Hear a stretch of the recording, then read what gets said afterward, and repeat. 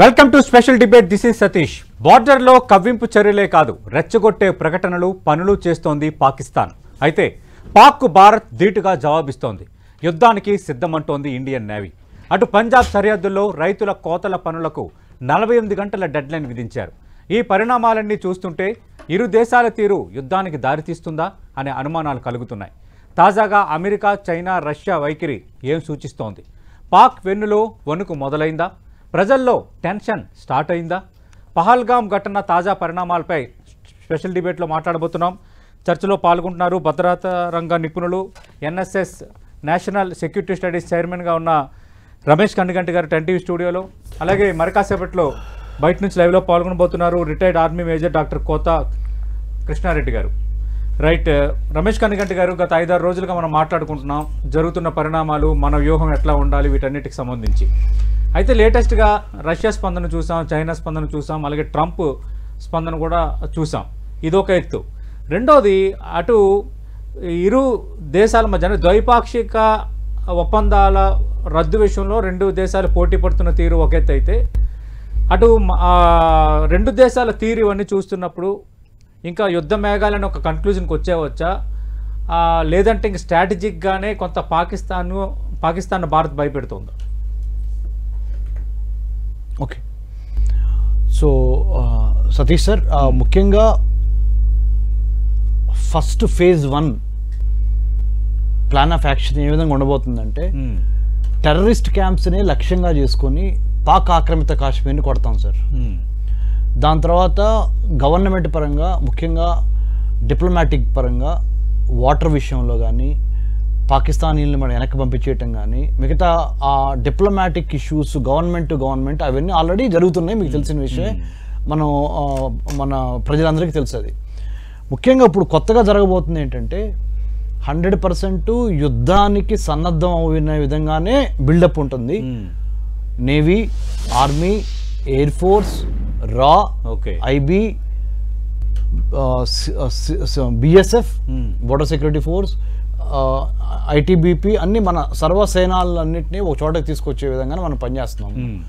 ముఖ్యంగా ఆర్మ్డ్ ఇన్వేజన్తో పాటు ముఖ్యంగా naval blockade, sea ports, Karachi port, Qasim port, Gwadar port, ఈ 3 పోర్టులను కనుక మనం అంటే యుద్ధ ప్రకారంగా కనుక వాటి మీద కనుక మనం కొట్టగలిగితే, that would give lot of damage, that would do lot of damage to the Pakistan this thing అనమాట. ఇక్కడ వన్ మోర్ థింగ్ ఏంటంటే సార్, మనము ఒక చిన్న మా centre for human security studies తరపున మేము గత 12 ఏళ్ల నుంచి వివిధ అంశాల మీద పనిచేస్తున్నాం కదా. ఒక ప్లాన్తో వచ్చాం సార్. ఇప్పుడు వరకు లాస్ట్ 22 ఏప్రిల్ నుంచి వాళ్ళ వరకు, అంటే గత 5 రోజుల్లో వాళ్ళు వచ్చి మన వాళ్ళని చంపటము, మన వాళ్ళు 26 మంది ప్రాణాలు కోల్పోవటము, ఒక 2 విదేశీయులు, వాళ్ళని మనము టెర్రరిస్ట్ ఇన్సిడెంట్స్లో చనిపోయిన వాళ్ళుగా చూడకుండా దేశం కోసం వీరమరణం పొందిన ఒక వీర సైనికుడికి వచ్చే ఆ స్టేటస్ కానీ ఆ గౌరవం కానీ ఈ 28 మందికి మనం ఇవ్వగలిగితే దాని మూలాన ఏమవుద్దంటే, వాళ్ళని ఎప్పటికీ మన భారత జాతి మర్చిపోదు, ప్రపంచ దేశాలు కూడా మర్చిపోవు. కాబట్టి సార్, మన think tank centre for human security స్టడీస్లో ఒక 36 మంది ఐఏఎస్లు, ఐపీఎస్లు రిటైర్ అయిన వాళ్ళు చాలా మంది ఉన్నారు, మీకు తెలుసు. మేము అందరం కూర్చొని అంటే చాలా వరకు ఒక మేధోమదనం చేసిన తర్వాత కొన్ని ఇంపార్టెంట్ పాయింట్స్, ఓన్లీ 5 పాయింట్సే సార్, 5 పాయింట్స్ 5 seconds పడుతుంది మీరు అనుమతిస్తే. మాట్లాడండి sir. Sarvottam Bharat by 2047 is the first point. Sarvottama Bharat all round డెవలప్మెంట్తో సర్వశ్రేష్ఠ సర్వోత్తమంగా ఉండాలి బై 2047. ఆ విజన్ ని సాధించడానికి సతీష్ సార్ ఒక మిషన్ ఉంది. ఆ మిషన్ పేరే భారత దీక్ష. భారత దీక్ష అనే ఒక మిషన్ స్టార్ట్ చేస్తాం. ఈ భారత దీక్షలో మిషన్లో భాగంగా మనకు ఎట్లయితే ఇప్పుడు అయ్యప్ప స్వామి దీక్ష, లేకపోతే ఇప్పుడు మనకి వేరే ఇప్పుడు తిరుపతి వెళ్ళే వాళ్ళు కానీ, లేకపోతే మన శివుడి దీక్ష, ఇట్లా ఆంజనేయ స్వామి దీక్ష తీసుకుంటాము, అట్లానే భారత దీక్ష అన్ని కులాలు, మతాలు, ప్రాంతాలు, పార్టీలు అన్ని కలిపి ఒక భారత దీక్ష. ఆ భారత దీక్షలో భాగంగా ఫస్ట్ ఏంటంటే sir, pilgrimage to all the vital assets of the country. మన బాడీలో ఏవైతే మెయిన్ ఆర్గాన్స్ ఉన్నాయో, అవయవాలు, హృదయము, హార్ట్ దగ్గర నుంచి బ్రెయిన్, కిడ్నీ, లివరు, ఇలా ఎలానో మన జాతికి సంబంధించిన ఇంపార్టెంట్ వైటల్ ఇన్స్టలేషన్స్ అంటారు, అసెట్స్ అంటారు. అవి పార్లమెంట్ కావచ్చు, అసెంబ్లీ కావచ్చు, లేదా ఎనర్జీ ప్రొడ్యూస్ చేసే న్యూక్లియర్ ఎలక్ట్రిసిటీ వైటల్ ఇన్స్టలేషన్స్ కావచ్చు, బార్క్ లాంటివి కావచ్చు, బాబా అటామిక్ రీసెర్చ్ కావచ్చు, ఇంకా పోర్ట్లు, ఎయిర్పోర్ట్లు, rocket launching centre, ISRO, DRDO, ఇవన్నీ మనకి కనపడే దేవాలయాలు. యాక్చువల్గా చెప్పాలంటే మనము ఏ విధంగా దేవుడి దగ్గరికి ఒక దీక్ష తీసుకుని వెళ్తాము, మన భారతీయ ప్రజలందరూ 2.5 మిలియన్స్ మనకి భారత సేన ఉంది సార్. అంటే 25 లక్షల మంది. ఈ 25 లక్షల మందే దేశ రక్షణ, దేశ భద్రత అనేది వాళ్ళ మీద పెట్టేసి మనం మిగతా 140 కోట్ల మంది మన దైనందిన జీవితంలో మనము తలమునకలవుతున్నాం. ఇక నుంచి 22 ఏప్రిల్ 2025 నుంచి మైండ్ సెట్ మార్పు రావాలి. ఆ మైండ్ సెట్ మార్పు ఏంటంటే ప్రతి పౌరుడు దేశ రక్షణ తన బాధ్యతగా ఫీల్ అవ్వాలి. ఆ బాధ్యతలో భాగంగా ఒక 5 పాయింట్లు చేయాలి. ఏంటి? సర్వోత్తమ భారత్ 2047 కొట్టాలంటే ఒక భారత దీక్ష చేపట్టాలి. ఆ భారత దీక్షలో భాగంగా అన్ని important vital assets of the కంట్రీని మన వాళ్ళు విజిట్ చేయాలి, మన ప్రజలు. రెండోది 15,000 కిలోమీటర్ల ల్యాండ్ బోర్డర్ ఉంది సార్ భారతదేశానికి. అందుట్లో 3,323 కిలోమీటర్ల పాకిస్తాన్తో మన ల్యాండ్ బోర్డర్ ఉంది సార్. అందుట్లో 740 కిలోమీటర్లు మనకి ఎల్ఓసి ఉంది sir, line of control between ఏది ఈ ఆజాద్ కాశ్మీర్ కానీ, సక్షన్ వ్యాలీ కానీ, ఈ గిల్గిట్ బాల్టిస్తాన్ కలిపి ఆ పాక్ ఆక్రమిత కాశ్మీర్ ఏదైతే ఉందో అది మన జమ్మూ కాశ్మీర్, లదాఖ్ కి మధ్య ఉన్న ఎల్ఓసి 740 కిలోమీటర్లు ఉంది. తర్వాత 3,488 కిలోమీటర్లు మనకి చైనాతో బార్డర్ ఉంది సార్. 4,000 కిలోమీటర్ల పైచిలకు బంగ్లాదేశ్తో బార్డర్ ఉంది సార్. అలానే నేపాల్, మయన్మార్, భూటాన్తో, ఆఫ్ఘనిస్తాన్తో 106 నుంచి 108 కిలోమీటర్ల బోర్డర్ ఉంది సార్. శ్రీలంక ఒక్కదానితోనే మనకి నీటి అంటే వాటర్ బోర్డర్. సో ఈ 7 రోజులు 7 కంట్రీస్ మనకి బోర్డర్స్ ఉన్నాయి. ఇది భూసరిహద్దు. అలానే మన భారతదేశము లో ఉన్న మన భారతీయులు 7 రోజుల పాటు ఒక్కొక్క దేశానికి ఎన్ని వేల కిలోమీటర్లు మనకి భూ బోర్డర్ ఉందో, అంటే ల్యాండ్ బోర్డర్ ఉందో, అన్ని వేల స్టెప్స్ ప్రతిరోజు ఫిట్నెస్ లో భాగంగా పొద్దున్నే లేచి, మీరే ఉన్నారు సార్ సతీష్ సార్, మీరే మార్నింగ్ లేచి 3,323 స్టెప్స్ వేయండి ఇవాళ. అంటే పాకిస్తాన్ కి భారతదేశానికి ఉన్న బోర్డర్ ని సింబాలిక్ గా, తద్వారా ప్రతిరోజు మన రక్తంలోకి, మన ఫిట్నెస్ లోకి, మన జాతీయ భావన, నాకు ఇన్ని వేల కిలోమీటర్ల బోర్డర్ ఉంది భారతదేశానికి, దాన్ని కాపాడుకునే గురుతర బాధ్యత ఒక ఆర్మీ, నేవీ, ఎయిర్ ఫోర్స్ కే కాదు, వాళ్ళు చేసేది వాళ్ళు అద్భుతంగా చేస్తున్నారు. మనం కూడా అంటే ఫిట్ ఇండియాలో భాగంగా ఫిజికల్ ఫిట్నెస్ ఇది ఒకటి. ఇంకోటి sir intellectual fitness sir. Each college, university should have a course on defence and strategy and security, foreign policy. ప్రతి కాలేజ్, ప్రతి యూనివర్సిటీలో irrespective of your BA, BCom, BTech, BSc, you have to undergo a national security studies, strategic studies course. This is number. కానీ ఇప్పుడు మీకు అదే బాధ్యత అప్పచెప్పారు కదా కేంద్ర ప్రభుత్వం, నేషనల్ సెక్యూరిటీ స్టడీస్ చైర్మన్ గా మేము నియమించారు. UGC పెట్టింది కాబట్టి అది నేను తప్పనిసరిగా నేను నెరవేరుస్తాను సార్. ఇంకొకటి లాస్ట్ 4 సార్, ఒక కంటింజెన్సీ ఫండ్ ఏర్పాటు చేయాలి. Bharat counter terrorism fund. ఇటువంటి సంఘటనలు ఎప్పుడు జరిగినా గానీ పబ్లిక్ ప్రైవేట్ పార్ట్నర్షిప్ లో ఒక ఫండ్ ఒకటి ఏర్పాటు చేసి దీని ద్వారా వచ్చే డబ్బులతో ఈ క్షతగాత్రులకి ట్రీట్మెంట్ గానీ వాళ్ళకి ఇచ్చే ఇది గానీ చేయాలి. బిసైడ్స్ గవర్నమెంట్ ఆఫ్ ఇండియా ఇచ్చేది కాకుండా. Last point sir, unity and డైవర్సిటీని పెంపొందించడానికి, భిన్నత్వంలో ఏకత్వమే భారతదేశం యొక్క గొప్పతనం కాబట్టి బైనాక్యులర్స్ పెట్టుకొని secular, vernacular, multicultural, multi ethnic, multilingual Bharat ని మనం డెవలప్ చేయడానికి బై 2047 ఆ సర్వోత్తమ భారత్ ఏర్పడాలంటే మనము వివిధ జాతుల, భిన్నాల, సంస్కృతుల, మతాల, కులాల అందరినీ మనం బైనాక్యులర్స్ లో చూసి వాళ్ళందరినీ ఒక చోట తీసుకొచ్చి, అంటే సెక్యులర్ భావన పెంచాలి అంటే సెక్యులర్, వర్నాక్యులర్ అంటే లోకల్ భాషలు, secular, vernacular, multicultural, multilingual, multi ethnic society is the bed rock of any future counter terrorism policy. ఇవన్నీ చేయాలనేది చివరి మాట. భారత్ అంటే నేను ఒక డిస్కషన్ ఒక డిఫైన్ చేశాను సార్, BHARAT. భారత్ అంటే అర్థం ఏంటంటే build a harmonious but audacious Raj to advance hour talent, trade, technology, tourism, అన్నిటికీ మించి టెనాసిటీ ఉండాలి. భారత్, BHARAT, భారత్ అంటే అర్థం ఏంటంటే build a harmonious but audacious Raj to advance talent, technology, trade, tourism and tenacity. అంటే బిల్డ్ ఏ హార్మోనియస్ అంటే అందరూ కలిసిమెలిసి ఉండే ఒక చక్కటి వికసిత్ భారత్, సర్వోత్తమ భారత్ ప్లస్ అడాషియస్ గా ఉండాలి. మళ్ళీ భారత్ లో build a harmonious but audacious అంటే ధైర్యం ఉండాలి. భారత్ కి ధైర్యం ఉంది, ఆ ధైర్యం ఇంకా పెంపొందించుకునే విధంగా ఉగ్రవాది మన వైపు చూస్తే వాళ్ళకి వన్నులో వెనుకబుట్టే విధంగా అటువంటి మనం ఉండాలి. నీజర్క్ రియాక్షన్ కాకుండా సస్టైన్డ్ గా ఇది ఒక దినచర్యగా చేయాలి దీన్ని. అందుకనే దీన్ని చూపిస్తాను సార్. ఒక్కసారి మన భారత జెండా చూడండి సార్. మన భారత జెండా కోసం మనందరం మన ఎజెండా మన జెండా ఇదే సార్.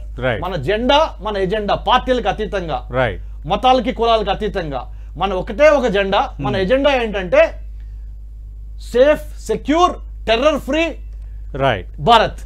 జై హింద్ సార్. రైట్, చాలా వ్యాలిడ్ పాయింట్స్ చెప్పారు. అలాగే ఏ విధంగా చేయాలన్న దానిపైన చాలా వ్యాలిడ్ క్లారిఫికేషన్ ఇచ్చారు రమేష్ కన్నిగంటి గారు.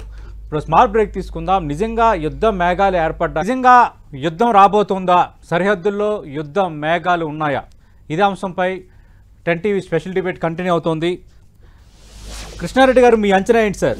ఎందుకంటే మన డిబేట్ కరెక్ట్గా గంట ముందు పాక్ మాజీ ప్రధాని నవాజ్ షరీఫ్, ప్రస్తుత ప్రధాని స్వయాన ఆయన సోదరుడు కూడా షహబాజ్కు భారత్తో యుద్ధం మంచిది కాదు, శాంతియుతంగానే పరిష్కరించుకోవాలి, దౌత్య మార్గం ద్వారా పరిష్కరించుకోవాలి అని చెప్పినట్టుగా వార్తలు వచ్చాయి. ఈ వ్యాఖ్యలు అనేవి ఒక ఎత్తు, రెండోది అంతర్జాతీయ సమాజం స్పందిస్తున్న తీరు, 3 భారత్ వర్సెస్ పాకిస్తాన్ మధ్య చేస్తున్న ప్రకటనలు కానీ ఒప్పందాల రద్దు కానీ ఇవన్నీ మనం బేరేజ్ వేసుకున్నప్పుడు మీ అంచనా ఏంటి సార్? సార్, మనకందరికీ తెలుసు, ఆల్రెడీ డిప్లొమాటిక్ ప్రెషర్ ని మనము ఇంటెన్సిఫై చేశాము. పాకిస్తాన్ గుట్టుమిట్టాడుతుంది. ఒక సైడ్ ఫ్లడ్డింగ్, ఇంకొక సైడ్ డ్రాట్, ఇంకొక సైడ్ ఈ రోజే న్యూస్ లో కూడా చూస్తున్నాం మనకి ధరలు పెరిగి విలవిలలాడుతున్న పాకిస్తాన్ అనేసి. అట్లాగే మనము బార్డర్ మూసేసాము, Attari border, Wagah border 2 మూసేసాము.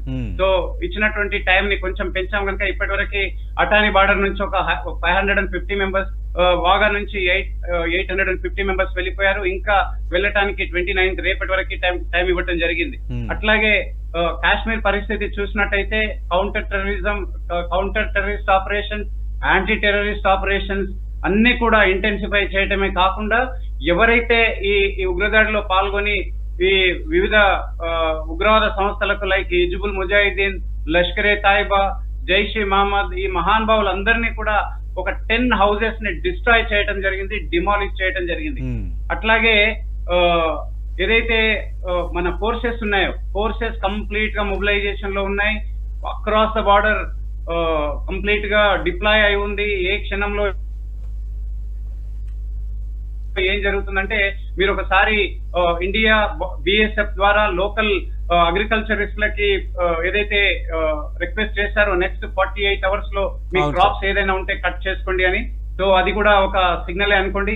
And total గా ఈ రోజు కొంత మీరు అన్నట్టుగా ఈ నవాజ్ షరీఫ్ రిక్వెస్ట్ చేసే కంటే ముందు ఒక మీకు తెలుసు ఎంత అంటే విషాన్ని కక్కుతున్నటువంటి ఈ యూట్యూబ్ ఛానల్స్, పాకిస్తాన్ ఛానల్స్ ని government of India, ministry of defence, external affairs దాని మీద ఒక కమిటీ వేసి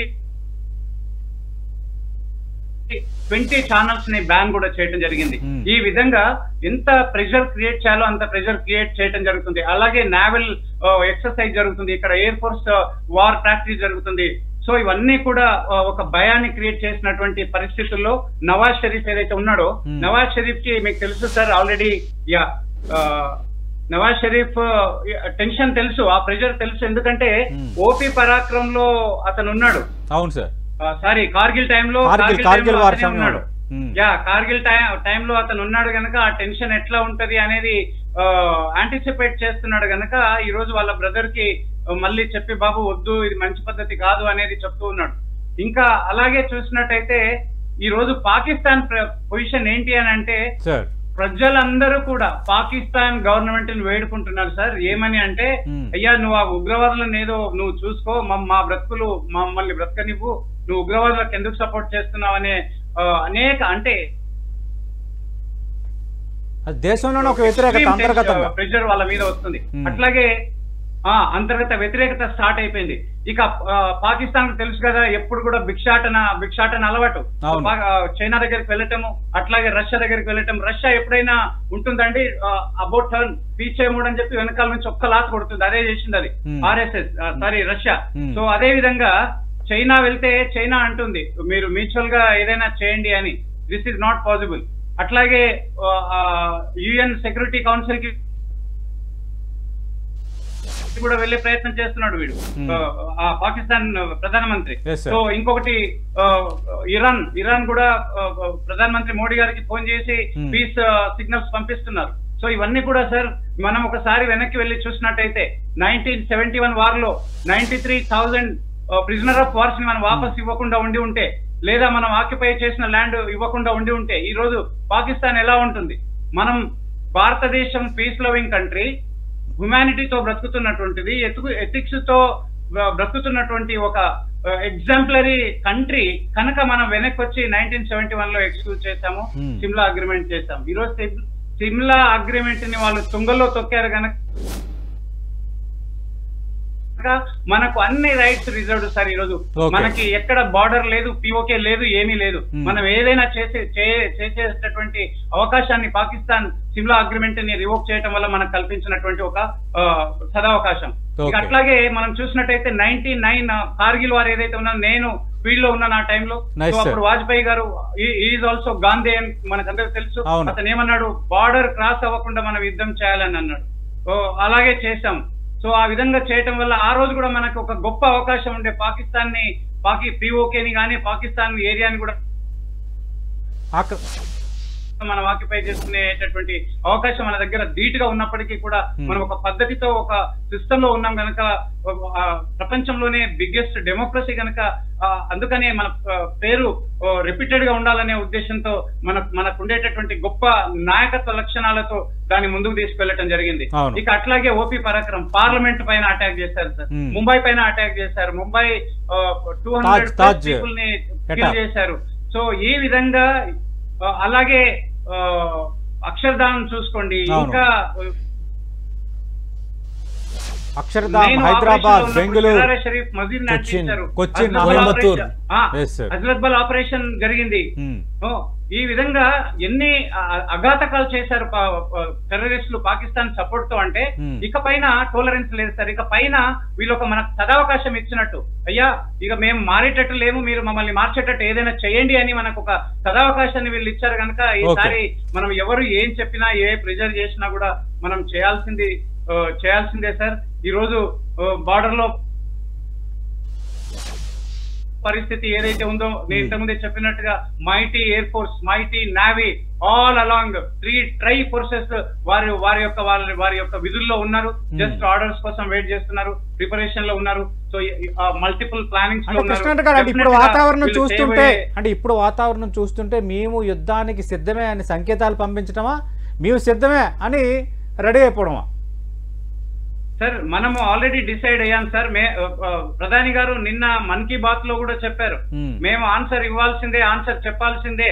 ఎవరైతే చనిపోయారో వాళ్ళ ఆత్మకి శాంతి కలిగించాలి అని అంటే మనం ఏదైతే అనుకుంటున్నామో మన దృఢ సంకల్పాన్ని ముందుకు తీసుకెళ్లాల్సినటువంటి అవసరం ఉంది. సో కనుకనే ఈ కార్యక్రమాన్ని మనం ముందుకు తీసుకెళ్తున్నాం. ఇక్కడ ఎవరు ఏం చెప్పినా కూడా ఆపేటటువంటి పరిస్థితి లేదు. ప్రపంచ దేశాలన్నీ కూడా మన వెంబడి ఉన్నాయి.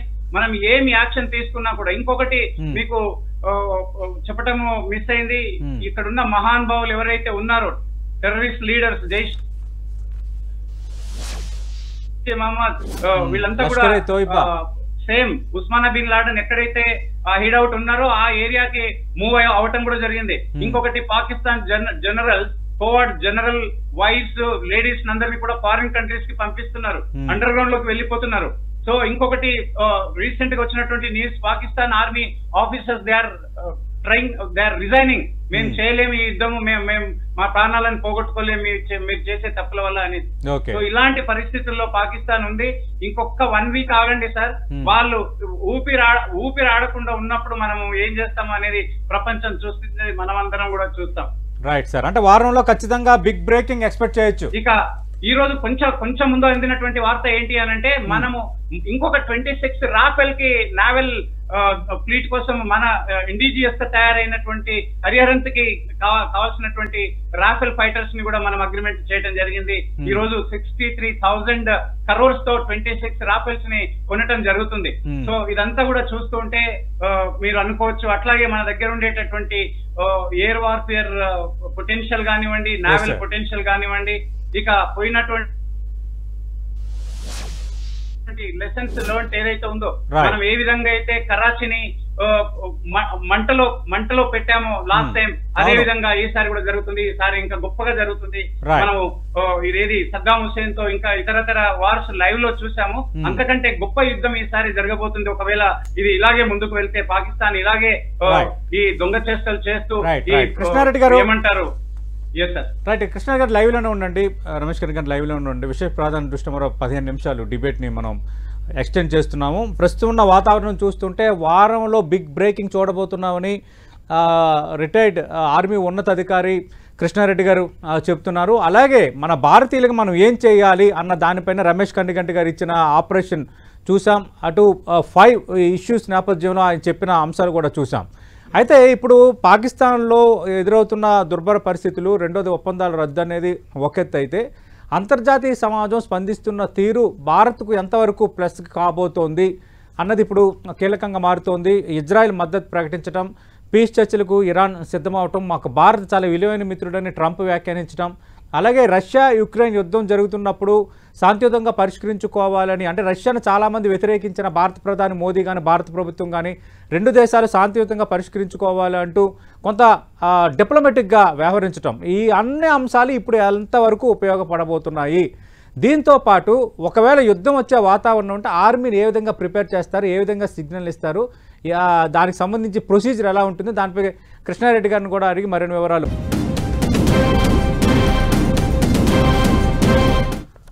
భారత్ పాక్ సరిహద్దుల్లో యుద్ధ మేఘాలు, ఇదే అంశంపై స్పెషల్ డిబేట్ 10 టీవీలో కంటిన్యూ అవుతుంది. రమేష్ కండిగంటి గారు మీరు చాలా అంశాలు చెప్పారు. అలాగే కృష్ణారెడ్డి గారు, అంటే ప్రస్తుతం ఉన్న పరిస్థితులు ఏంటి, పాకిస్తాన్లో ఎంత వణుకుతోంది, అలాగే పాకిస్తాన్లో అంతర్గతంగా పరిస్థితులు ఏంటి, అక్కడున్న ఆర్మీలో నిశ్చేదం ఏంటి, అలాగే పాకిస్తాన్కు చుట్టుపక్కల చుట్టుముడుతున్న సమస్యలు ఏంటి అన్నది చక్కగా వివరించారు. ఒక వారంలో బ్రేకింగ్ న్యూస్ వినబోతున్నామని అంటున్నారు.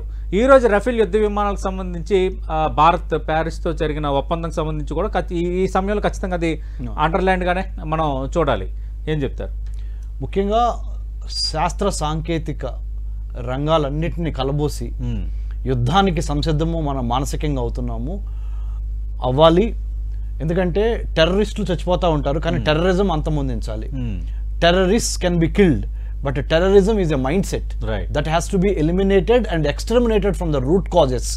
అంటే కూకుటి వేళ్లతో సహా ఉగ్రవాదాన్ని పెకిలించాలి అంటే జాతి మొత్తం, మన జెండా ఒక జెండా, మన ఎజెండా ఒకటే, జాతీయ భద్రత, జాతీయ రక్షణ అనేది మనం ఎట్లయితే శ్వాస తీసుకుంటున్నామో అదే విధంగా ఎట్లయితే the way that we have been taking oxygen, you know, to live, same way this has to be our agenda to protect our country. 15,000 kilometers of land borders, 11,098 kilometers of coastal borders India has, 9 coastal states and 4 union territories put together. 2 కోట్ల మంది, there are more than 2 lakh fishing community that also can be included in the protection of our sea coast and our coastal and maritime space. Especially they are the eyes and ears of the sea. చేపలు పట్టే వాళ్ళు గంగపుత్రులు, సముద్రము యొక్క కళ్ళు చెవులు, వాళ్ళను కూడా జాతీయ రక్షణలో మమైకం చేయటం ద్వారా 2 కోట్ల మంది మీరు జాతీయ భద్రతలో మమైకం అవుతారు. అలానే ప్రతి యూనివర్సిటీలో, ప్రతి కాలేజీలో జాతీయ భద్రత, జాతీయ రక్షణ మీద, irrespective of your BTech, BA, BCom, media, whatever it is, you have to study national security, geopolitics and foreign affairs, including artificial intelligence, machine learning, to defeat our enemy countries and terrorist groups. ఇవన్నీ మార్పులు వచ్చి final గా sir Satish sir, Hindu, ముస్లిం, ఇసయ, Jain, sick, Parsi అందరం కలిస్తేనే మన యొక్క గొప్ప విజయం సాధించడానికి అవకాశం ఉంటుంది.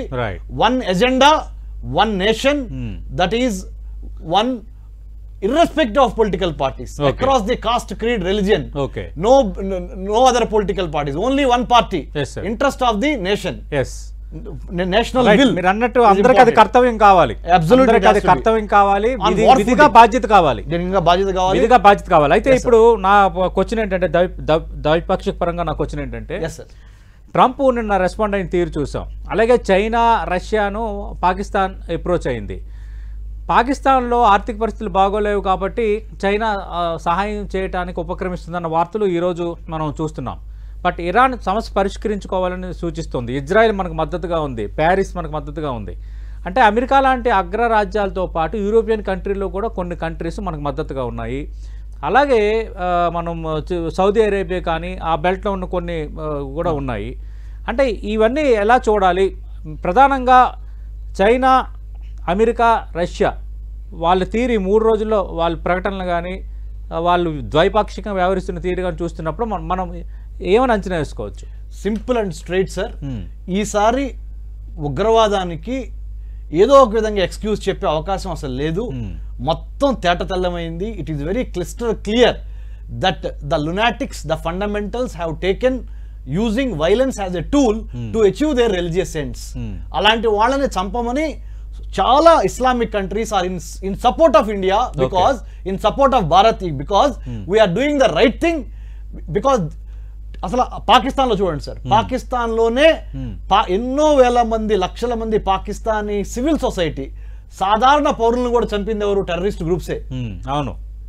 ఆఫ్ఘనిస్తాన్లో కూడా అంతే, ఇరాక్లో కూడా అంతే. సో ఇప్పుడు ప్రపంచంలో ఉన్న ఇస్లామిక్ పీపుల్ అందరూ they have United and supporting humanism, not terrorism. Hindus, Muslims, Christians, Jewish people, and you name Parsi, Sikh, whoever it is, they're all coming to protect humanism. The era of communism, capitalism and other forms of Fabianism, guild socialism or communalism, all these isms have gone. Only one ism, humanism. Manavata manavata bhakti, deshabhakti, manavata ఈ రెండే. Humanity is the most important thing, so that we are going in the direction. Right. Krishna Reddy garu, మామూలుగా అంటే ఎప్పుడైనా ఒక యుద్ధం జరిగే వాతావరణం ఉండేటప్పుడు ఆర్మీని ఏ విధంగా ప్రిపేర్ చేస్తారు? అంటే మీకు ఏ విధంగా సిగ్నల్స్ వస్తాయి? అంటే సంకేతాలు ఏంటి? ఎక్స్క్లూజివ్లీ అంటే మీరు ఒక టీమ్స్గా ఉంటారు కదా, మీకు ఎలాంటి సంకేతాలు వస్తాయి సార్? ఫస్ట్ ఎలాంటి సంకేతాలు బట్టి యుద్ధానికి సిద్ధమవుతున్నారని ఒక అంచనాకు రావచ్చు? సార్, మీకు తెలుసు ఇండియన్ ఆర్మడ్ ఫోర్సెస్ లో ఉండేటటువంటి ప్రాపర్ ఛానల్ ఏదైతే ఉందో, మనకి ప్రెసిడెంట్ ఆఫ్ ఇండియా అంటే president of India armed forces కి హెడ్ గనక ఆర్డర్స్ అఫీషియల్ అక్కడి నుంచి ఉంటాయి, కానీ ప్రైమ్ మినిస్టర్ డైరెక్షన్ చీఫ్స్ కి వస్తుంది ఇన్ఫర్మేషన్. చీఫ్స్ కి వచ్చిన తర్వాత కమాండర్స్ కి, ఆ తర్వాత ఆర్మీ కమాండర్స్ కి వస్తుంది. ఆర్మీ కమాండర్స్ తర్వాత ఏరియా కమాండర్స్, బ్రిగేడ్ కమాండర్స్ కి వచ్చి బెటాలియన్స్ కి వస్తుంది. ఇదంతా తక్కువ సమయంలోనే సైమల్టేనియస్ గా వచ్చేస్తున్నటువంటి ఇన్ఫర్మేషన్. సో మీకు అందరికి తెలుసు, నేను ఒక్కసారి మిమ్మల్ని 1971 కి తీసుకెళ్తాను. ఇందిరాగాంధీ గారు కలకట్టాలో ఉన్నప్పుడు పాకిస్తాన్ ఏదైతే అటాక్ చేసిందో ఇండియా మీద, అప్పుడు పాకిస్తాన్ కు జవాబ్ దేనాయి హోగా అని వారు అనౌన్స్ చేయటము, ఇండైరెక్ట్ గా ఇన్స్ట్రక్షన్స్ రావటం. సో ఆ విధంగా ఉంటుంది. తర్వాత ప్లానింగ్ ఏదైతే ఉందో, ప్లానింగ్ చాలా సిస్టమేటిక్ ప్లానింగ్ ఉంటుంది సార్. ఎందుకు అని అంటే ఫస్ట్ చిన్న స్మాల్ ఆర్మ్స్ నుండి మీడియం ఆర్మ్స్ నుండి హెవీ ఆర్మ్స్ వరకు వెళ్ళేటటువంటి పరిస్థితులు ఉంటాయి. తర్వాత వాటిని ఎస్కోలేట్ చేసినట్టయితే మనం ఒకేసారి ఫినిష్ చేయాలి అని అన్నప్పుడు, ఒకేసారి మనం ఏం చేయాలనుకుంటున్నాం అది చేయాలని అనుకున్నప్పుడు మల్టిపుల్ గా 3 ఫోర్సెస్ అటు నుంచి నేవల్, ఇటు నుంచి ఎయిర్ ఫోర్స్, ఇటు నుంచి ఆర్మీ సైమల్టేనియస్ గా అటాక్ చేసేటటువంటి పరిస్థితి. ఎందుకంటే నేను ఇంకా డీటెయిల్ గా చెప్పగలను, but this is not platform to tell what we are not supposed to discuss certain things related to strategy, security. Okay, so అందుకని ఇది చెప్పటం మంచి పద్ధతి కాదు. ఏది ఏమైనప్పటికీ కూడా ఈ రోజు మనకు ఉండేటటువంటి మిజైల్ సిస్టమే కానివ్వండి, లేకపోతే డిఫరెంట్ అంటే క్రూజ్ మిజైల్స్ కానివ్వండి, air to surface, surface to air, ఇట్లాంటి, తర్వాత ship to surface, surface to air, ఇవన్నీ కూడా రకరకాలైనటువంటి వెపనరీ సిస్టమ్ మన దగ్గర ఉంది. సో మనల్ని ఏ విధంగా కూడా పాకిస్తాన్ తట్టుకునేటటువంటి పరిస్థితి లేదు. అందుకనే ఈ రోజు వాళ్ళు ఏం చేయాలని తోచక అందరి కాళ్ళేలు పట్టుకోవటం మొదలు పెట్టారు. ఏది ఏమైనప్పటికీ కూడా మనం ఈసారి డిసిషన్ ఏదైతే ఉందో తప్పకుండా ఆర్ యా పార్ అనేది మనం తేల్చుకోవాల్సిందే. అండ్ దీనికి ముందుగా మీకు ఒక మంచి విషయాన్ని గుర్తు చేసే ప్రయత్నం చేస్తాను. ఇంతకుముందు రమేష్ గారు యూనిటీ ఇన్ డైవర్సిటీ అని చాలా విషయాలు చెప్పారు. దానికి కనెక్ట్ అయ్యేటటువంటి విషయం ఒకటి చెప్పే ప్రయత్నం చేస్తాను. 1971 వార్ కంటే ముందు ఇందిరాగాంధీ గారు వాజ్పేయికి కాల్ చేశారు, वाजपेयी जी कहाँ पर है, मैं ग्वालियर में हूँ, तो अప్పుడు ये काम करो, मैं स्पेशल फ्लाइट भेज रहा हूँ, आप दिल्ली आ जाओ. तो इमीडिएटली తను మిడ్ నైట్ లో గ్వాలియర్ కి పెద్ద ఉండవు, ఏదో 1-2 ఫ్లైట్స్ ఉంటాయి, అట్లాంటిది ఎయిర్ ఫోర్స్ ఫ్లైట్ కి పంపించి మిడ్ నైట్ పిలిపించి ఏమడిగారో తెలుసా మీకు? మీరు డైరెక్ట్ గా నాగ్పూర్ వెళ్ళండి, మీ ఆర్ఎస్ఎస్ హెడ్ ని కలవండి, కలిసి మీ కరసేవకులు అందరినీ కూడా బార్డర్ లోకి తీసుకువెళ్ళి ఇండియన్ ఆర్మీకి సపోర్ట్ చేయండి, ఉండి పెట్టండి, ఇంకా ఏదైనా చేయండి అనేది. సో ఎప్పుడే అందుకే అంటాను, political will always greater than anything else అని. ఈ రోజు చిన్న చిన్న సిద్ధరామయ్యనో లేకపోతే ఎవరో అంటున్నారు, వాళ్ళంతా జస్టిఫై చేశారు, మేము అలా అనలేదు, మా లీడర్ ఏం చెప్పాడో దాని ప్రకారంగానే వెళ్తాము అని చెప్పడం జరిగింది. సో వీటన్నింటినీ కూడా మనం మైన్యూట్ గా తీసుకోవాల్సినటువంటి అవసరం ఉంది. ఈ రోజు we are one, we are united. And ఇంతకుముందు అజెండా ఏదైతే రమేష్ గారు అంటున్నారో, మనకు ఒకటే జెండా అయినా అజెండా అయినా, భారత్ ఎప్పుడు కూడా ఫస్ట్ ఉండాలి. The welfare of the country always and every time comes first, దాని మీదనే ఉండాలి, ఇంకా సెకండ్ వేరే ఏమీ లేదు. అందుకనే మనము ఈ రోజు సన్నద్ధమై ఉండాలి. ఇంకొకటి ఏంటి అంటే, ఈ రోజు యూత్ కి ఇళ్ళలేంటో తెలియదు, కాశ్మీర్ లో పుల్వామా ఎక్కడుందో తెలియదు,